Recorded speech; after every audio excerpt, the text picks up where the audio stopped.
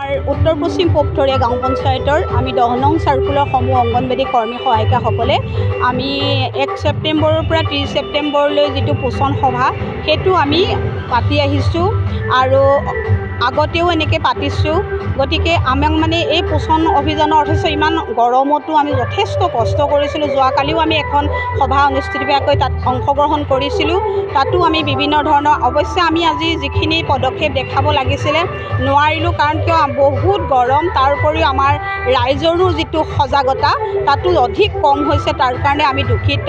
অৱশ্যে আমি এই আমাৰ যিটো 10 নং চাৰ্কুলৰ সমূহ কৰ্মী সহায়িকাসকলে আমি সকলোৱে আজি একত্ৰিত হৈ আছোঁ। আমাৰ ইয়াত বিভিন্ন জাতিগত হিন্দু মুছলিম আমাৰ বিভিন্ন ধৰণৰ আমি একতাৰ দোলেৰে বান্ধ খাই আমি সমূহ এই অনুষ্ঠানবোৰ একেজোৰে আমি একেলগে পাতি আহিছোঁ। আমাৰ ইয়াত কোনো আহাক বাধা নাই, আমি সম্পূৰ্ণভাৱে সুখী আৰু সকলো আমি মিলিজুলি এনেকুৱা অনুষ্ঠান অৱশ্যে আপোনালোকে আগতেও দেখিছে পাতি আহিছোঁ, আগন্তুক আমি পাতিম বুলি আশা কৰিছোঁ।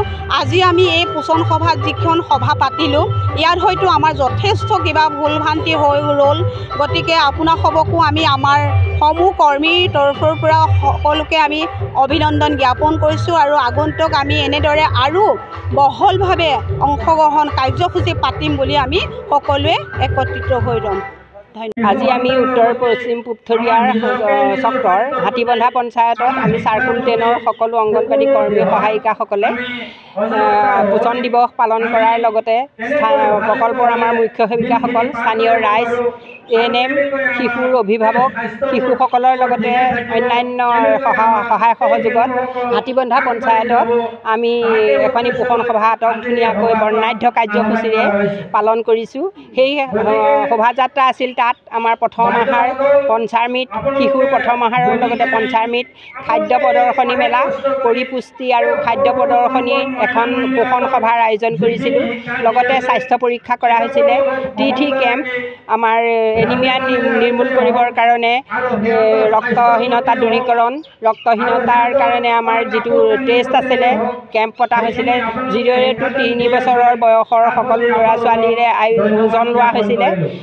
সেয়েহে আমি উদ্যোগ লৈছোঁ যাতে এই সভাখন পৰিচালনা কৰা সকলো মুখ্য সেৱিকাসকলে হাত ধৰিছিল। আমাৰ মুখ্য সেৱিকা কলিয়াবৰ ICDS প্ৰকল্পৰ জ্যেষ্ঠ মুখ্য সেৱিকা কণিকা দাস ডাঙৰীয়ানীয়ে, তাতে আমি সকলোৱে উপকৃত হৈছোঁ। সেয়েহে আমি আজি এই পোষণ সভাখন যাতে ফলপ্ৰসূভাৱে উন্নতি কৰিব পাৰোঁ বা সজাই পৰাই তুলি আগবঢ়াই লৈ যাব পাৰোঁ গাঁৱৰ দুখীয়া শ্ৰেণীৰ মানুহখিনিৰ ওচৰত, আমি তাকে কৈ মোৰ আজি বক্তব্য সামৰণি মাৰিছোঁ।